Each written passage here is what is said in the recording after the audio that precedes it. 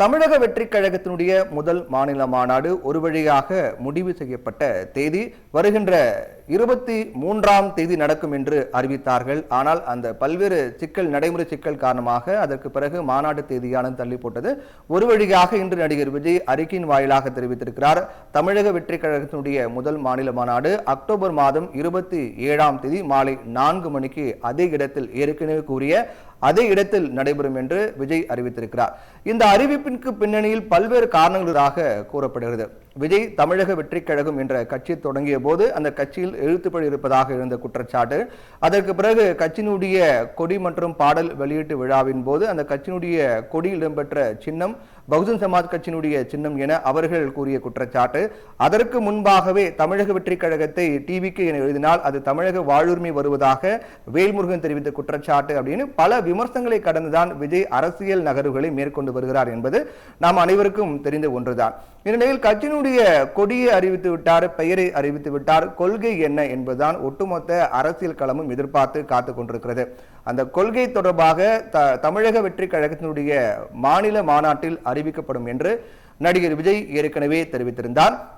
அதற்கான பணிகள்லாம் முன்னெடுக்கப்பட்டு வருகின்ற நிலையிலும் கூட அதற்கு முன்பாகவே நடிகர் விஜய் பொறுத்தவரையில் அவருடைய கட்சியினுடைய கொள்கை என்னவாக இருக்கும் என்று ஓரளவுக்கு யூகிக்கக்கூடிய வகையில் அவருடைய செயல்பாடுகள்லாம் அமைந்தன. குறிப்பாக மாணவர்கள் மத்தியில் நடிகர் விஜய் பேசும்போது பெரியாரை படிங்கள், காமராசரை படிங்கள், அம்பேத்கரை படிங்கள் என்று தெரிவித்தார். அதற்கு பிறகு சமீபத்தில் பெரியாருடைய நினைவிடத்துக்கு சென்று மாலை அணிவித்து மரியாதை செலுத்தினார். இதெல்லாம் வைத்து பார்க்கும் போதும் அதிலும் குறிப்பாக தமிழக வெற்றிக் கழகத்தினுடைய பாடலில் பெரியார் அல்ல அறிஞர் அண்ணா மற்றும் எம்ஜிஆர் உருவங்கள் பொறிக்கப்பட்டு அந்த உருவங்கள்லாம் இடம்பெறக்கூடிய வகையில் அவருடைய அந்த கட்சி பாடலானது வெளியானது. இதெல்லாம் வைத்து பார்க்கும்போது ஒரு பக்கம் பெரியார், அம்பேத்கர், காமராஜர், அறிஞர் அண்ணா, எம்ஜிஆர் இவர்களெல்லாம் வைத்து பார்க்கும்போது திராவிட பாணியில் தமிழக வெற்றிக் கழகம் பயணிக்கும் என்றெல்லாம் ஓரளவுக்கு கணிக்கப்பட்டது. ஆனால் இதுவரையிலும் அதிகாரப்பூர்வமாக அந்த அறிவிப்பானது வெளியாகவில்லை. என்றால் கட்சியினுடைய கொள்கை அறிவிக்கப்படும் போதுதான் விஜய் எதை நோக்கி எந்த திசையில் பயணிக்க போகிறார் என்பது நமக்கு அதிகாரப்பூர்வமாக தெரிய வரும். அப்படிப்பட்ட மிகுந்த முக்கியத்துவம் வாய்ந்த மாநாடாக தமிழக வெற்றிக் கழகத்தினுடைய மாநாடு எதிர்பார்க்கப்பட்டது. முதலில் இந்த தமிழக வெற்றிக் கழகத்தின் மாநாடு இந்த மாதம் 23ஆம் தேதி நடத்தப்படும் என்று அதற்கான பணிகள்லாம் மேற்கொள்ளப்பட்டது. அனைவருக்கும் தெரிந்த ஒன்றுதான், முதலில் அது தொடர்பான இடங்கள் தேர்வு என்பது மிகப்பெரிய சிக்கலாக தமிழக வெற்றிக் கழகத்துக்கு மாறியது.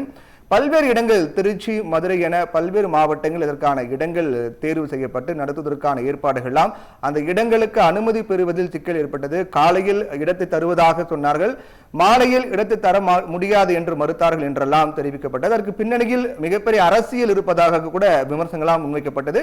இது அனைவருக்கும் தெரிந்த ஒரு விடயம்தான். அதற்கு பிறகு இறுதியாக விழுப்புரம் மாவட்டம் விக்கிரவாண்டி வி சாலையில் தமிழக வெற்றிக் கழகத்தினுடைய முதல் மாநில மாநாடு 23ஆம் தேதி நடக்கும் என்று முதலில் அறிவிக்கப்பட்டது. அதற்கும் ஒரு பெரிய சிக்கல் ஏற்பட்டது. அந்த இடத்தில் மாநாடு நடத்துவதற்காக தமிழக வெற்றிக் கழகத்தின் சார்பில் மாவட்ட நிர்வாகத்திலும் அனுமதி கோரப்பட்டது. அதற்கு அனுமதி கொடுப்பதில் தாமதம் ஏற்பட்டதாக தெரிவிக்கப்பட்டது. 6ஆம் தேதி 20க்கும் மேற்பட்ட கேள்விகள் கேட்கப்பட்டு அந்த கேள்விகளுக்கு பதில் கொடுத்த பிறகுதான் அனுமதி கொடுக்கப்படும் என்று தெரிவித்தார்கள். தமிழக வெற்றிக் கழகத்தின் தரப்பில் இந்த கேள்விக்கான பதிலை கொடுத்தார்கள். அதற்கு பிறகு 8ஆம் தேதி மாநாடு நடத்த 33 நிபந்தனைகளோடு அனுமதியானது கொடுக்கப்பட்டது. ஆனால் இந்த 8ஆம் தேதி முதல் 23ஆம் தேதி வரை பார்த்தோம் என்றால் மிக குறுகிய நாட்கள் மட்டும்தான் உள்ளது.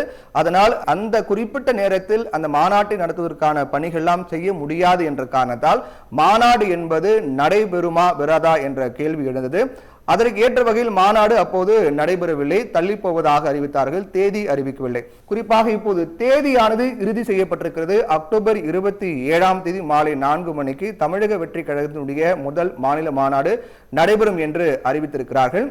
இதில் பல கேள்விகள் நமக்கு எழுகின்றது. ஏனென்றால் 8ஆம் தேதி அனுமதி கொடுத்துட்டாங்க. 8ஆம் தேதி அனுமதி கொடுத்துட்டாங்க அப்படின்னா 23ஆம் தேதியே அதற்கான மாநாடு நடத்தி இருக்கலாமே, ஒரு 10 நாட்களுக்கு மேலாக இருக்கிறது அப்படிங்கிற ஒரு கேள்வி இருக்கு.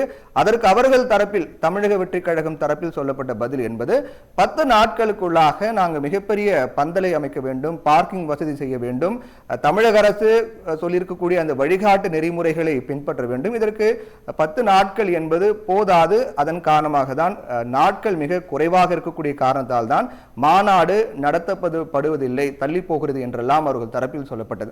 மற்றொரு காரணமாக சொல்லப்படுது, நடிகர் விஜய் பொறுத்தவரையில் அவர் ஜோதிடம் பார்ப்பார், அவர் இந்த நல்ல நேரம் அதெல்லாம் பார்த்துதான் முடிவு பண்ணுவார். அப்படி இருக்கக்கூடிய சூழ்நிலையில 33ஆம் தேதி என்பது ஒரு சர்ச்சையாக மாறி இருக்கிறதே, நாட்கள் குறைவாக இருக்கிறதே, அதெல்லாம் கருத்தில் கொண்டு முடியுமா என்றெல்லாம் அவர் சிந்தித்ததாகவும் அதன் காரணமாக தான் மாநாடு தள்ளி போனதாகவும் சொல்லப்பட்டது. இப்போது இறுதியாக கட்சியினுடைய முதல் மாநில மாநாடு 27ஆம் தேதி நடத்தப்படும் என்று அறிவிக்கப்பட்டிருக்கிறது.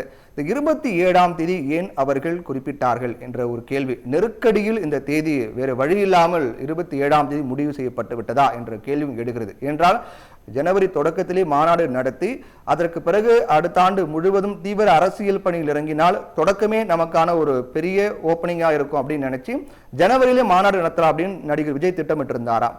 ஆனால் ஜனவரி மாநாடு நடத்தினால் நீண்ட நாட்கள் இடைவெளி ஏற்படும். அதற்கு பிறகு அவர் ஜோதிடரிடம் ஆலோசனை பெற்றிருக்கிறார். அதனால்தான் 27ஆம் தேதி நடத்தலாம். நீண்ட நாட்கள் இடைவெளி எடுத்தால் அது தொண்டர்களுக்கு ஒருவித சோர்வை ஏற்படுத்தும். அதனால் 27ஆம் தேதியே நடத்தலாம் என்ற ஒரு முடிவுக்கு வந்திருப்பதாகவும் சொல்லுகிறார்கள். அப்படியானால் வேறு வழியில்லாமல் 27ஆம் தேதி முடிவு செய்யப்பட்டு விட்டதா என்ற கேள்வியும் இதன் மூலமாக நமக்கு எழுகிறது.